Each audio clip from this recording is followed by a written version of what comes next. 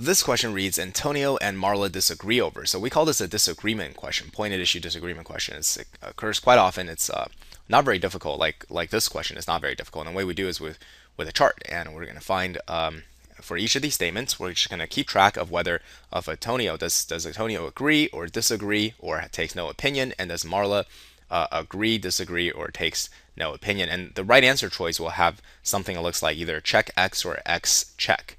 Right, so they have to. That's disagreement, right? If any one of them, one of the two speakers, do not take a position on an issue, then it's immediately wrong.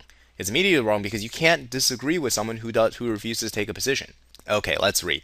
Antonio says one can live a life of moderation by never deviating from the middle course. Okay, but then one loses the joy of spontaneity and misses opportunities that come to those who are occasionally willing to take great chances or go too far. Right. So Antonio thinks, what is a life of moderation? I mean, I'm sure we've all heard of this phrase before. Live a life of moderation. And what does that mean to Antonio? It says don't ever deviate from the middle course, which means you don't ever get to take great chances and occasionally do something spontaneous and whatever. Right. So okay, that's what Antonio thinks. Marla says, but one who, in the interest of moderation, never risks going too far is actually failing to live a life of moderation. Okay. So this here, never risk going too far. That's something we where is this? Go too far.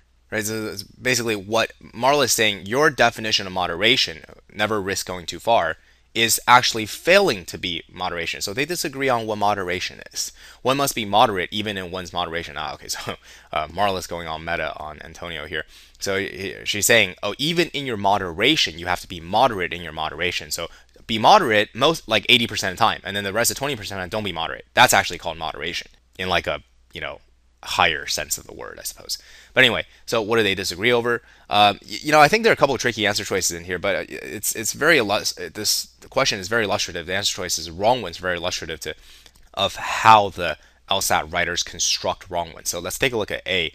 Whether it's desirable for people to occasionally take great chances in life. Right? See, you might think this is the right answer. You might think, oh, Antonio thinks no, because you got to be moderate, always be bland and moderate, and Marla's sort of criticizing Antonio, so you might think Marla says yes, and therefore it's right.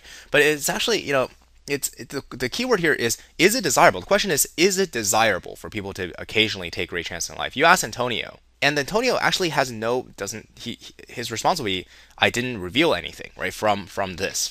You can't, it's hard to infer something from this, right? He's just giving you his definition of a moderate life. We don't really know whether he likes this definition. I mean, would he espouse this definition of a moderate life? Would he live it himself? Would he encourage others to live it? Who knows? If anything, I would even be inclined to say that he thinks it is desirable, because he says, one then loses the joy of spontaneity. So if you characterize something as joy by definition is good.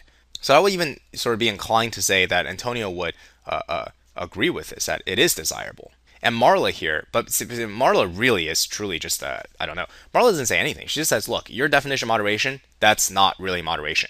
Okay, does she want to live her life of moderation or his life of moderation? Because you can go either way. You can just be like, look, you're wrong in your definition of moderation, but I want to live your version of moderation. I just want you to know that you shouldn't be using the word that way. Right? Or she could be like, I want to live my version of moderation. Or she could be like, I don't like either one of these. So really, for Marla, I don't know. She didn't talk anything about like taking great chances in life. B says what a life moderation requires of a person. There you go, right? So Antonio says to just never deviate from the middle course, and Marla says no, that's not moderation. To moderate, you have to sometimes deviate from the middle course. Be moderate in your moderation. C says whether it's possible for a person to embrace other virtues.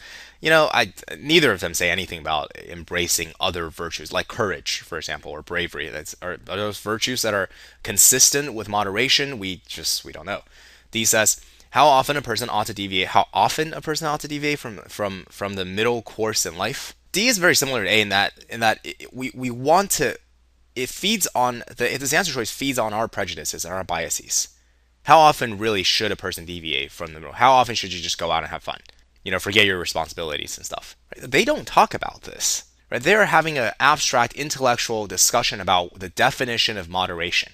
This is a prescriptive statement. You should go out once a week, right? You should shed your responsibilities and just make an ass of yourself like twice a week. That's not. Do you see? Like, this is purely descriptive. This is prescriptive. Very similar to A, whether it's desirable. That's prescriptive. You're revealing your values here.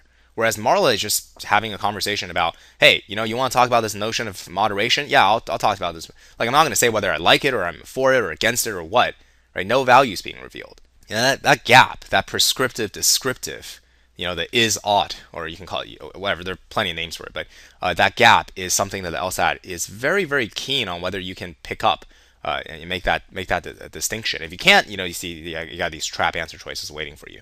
E says whether it's desirable again for people to be moderately spontaneous. Who knows?